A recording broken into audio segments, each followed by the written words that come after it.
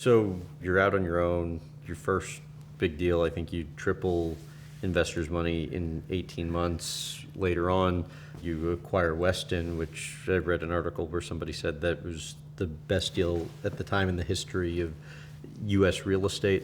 But then, you kind of go from being this unknown person to the king of the hotel industry.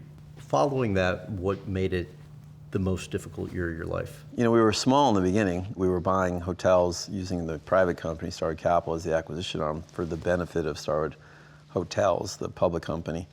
And but then we had bought half of Westin earlier, and Goldman Sachs had the other half.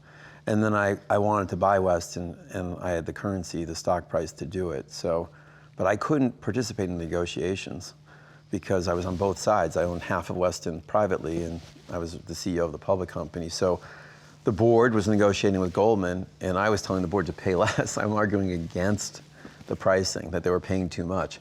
Because I realized it was mostly stock deal, and if we did the stock deal right, the stock would go up. And if we overpaid, the stock would go down. So the stock was 38 at the time. We announced the deal, and it trades to 54.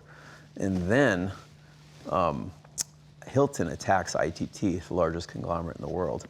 And I realized that I am a white knight. I can save them. I have a structure for them. They merge with me, and they don't have to succumb to Hilton. But Rand Arrowskog, the then chairman, came up with a whole bunch of anti-takeover provisions. The court shoots them down. And I get a call, Mr. Arrowskog would like to see you. I walk in his office. I'm 38 years old. And he says, the company's yours. I'm like, excuse me? We're gonna do a deal with you. I'm like, you're joking, right? I'm like, oh my God. This is a make-believe company I created 3 years ago, Starwood Hotels. It was 3 years old. And we just done the merger, and he's like, well, we're gonna do the deal with you. And I said, thank you, Mr. Arrowskog, and we'll get to work. Our shareholders are so happy with the deal that 53 trades to 60, and now the deal's worth $84 a share. But it's a funny story, because the final meeting where the shareholders would decide was at the ballroom of the St. Regis. And all the news wires were there, CNBC, they're interviewing people. It was like the Super Bowl. I go up in the elevator to make my speech. I have a yellow pad of my notes. And the CEO of Hilton is a fellow named Steve Bolenbach, and he's very well known. And I think I'm gonna get blown out of the water. We have a breakup fee. If we don't do the deal, we make $240 million. A fee that I was too embarrassed to ask for. One of my lieutenants did. And I'm like, you got the fee? So $240 million, it would have gone to us. And I was 38, it would be the biggest payday of my life. So the idiot, I'm like, we should take the breakup fee. I'll get rich.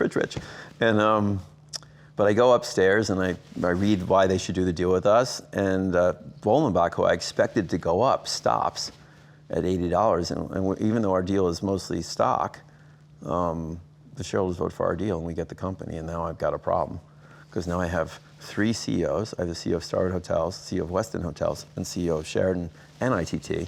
I have a conglomerate with sprawling interests. We were not in 80 countries all over the world. I have, it's a pretty amazing story. We had negotiated a debt package to buy ITT, and it was led by Bankers Trust and I think JP Morgan. And as the time was going on, they started to tighten the terms of the financing. It was like a $10 billion financing. And they said, you have to, it's like a bridge loan to another financing. And I'm like, this is crazy. I can't run the firm with this gun to my head. I have to sell these assets, but I don't want to have to sell them in a fire sale. Mm-hmm. So like 4 weeks before we were supposed to close, I get a call, or I called the then CEO of Lehman Brothers, Richard Fuld, and he comes in and says, we will lead the financing. And I'm like, you're joking. He goes, no, we will do the whole thing. We won't syndicate it. Bankers Trust and JP Morgan syndicated it. So he's in my living room in Connecticut. He came over to see me. And I said, you're gonna do this? He said, we will do this. This was a huge loan, like the entire equity base of Lehman Brothers. And he goes, yep, and I bet when we do this, that all the other banks will come in. So I, against the advice of the board and the CFO of our company, I throw out the financing. And I would have been the biggest screw up in the history of the capital markets. I announced the deal, I'm supposed to close, I don't have the money. And they delivered. And we got the deal, and all the banks came in, and we got much better financing, and it gave us the ability to run the company we wanted to. But nobody's ever heard that story, but that was It was probably the biggest risk I ever took in my whole career. But the worst day was probably, leaving Starwood Hotels was not easy for me. I hired a fellow named Steve Heyer, who was the president of Coca-Cola. And I was kind of, honestly, I thought it was sort of an ego trip. This company I created out of air and sweat and tears, I could hire a guy like the president of Coca-Cola to take my job. And then I went out to play in a golf tournament on the West Coast, and Peter Ubroth comes up to me, and he said, "What did you do?" And I'm like, "Okay." He ran the Olympics, and he bought Pebble Beach, and he put his arm around me. He said, "What did you do?" I'm like, "I don't know, what did I do?" And he's like, "How could you hire that guy?" I'm like, "Who?" He said, "Steve Heyer." And I realized quickly that this was a really bad mistake. I hired this guy, and then he basically kicked me out. Why? He was a megalomaniac. He wouldn't celebrate me. In fact, he dismantled my office, literally just tore it down. And then he fired all the people in the company he thought were loyal to me. And at one point, they've had the first annual meeting. He passed around pictures of me to the security guards because he was so freaked out that I might show up. I had no intention. It didn't even occur to me to go to this thing, but I heard about it because I had a lot of friends at the company. Right. So at one point, my last deal was buying Meridian Hotels. And I said that Starwood Capital would be their acquisition arm, and they could go asset light.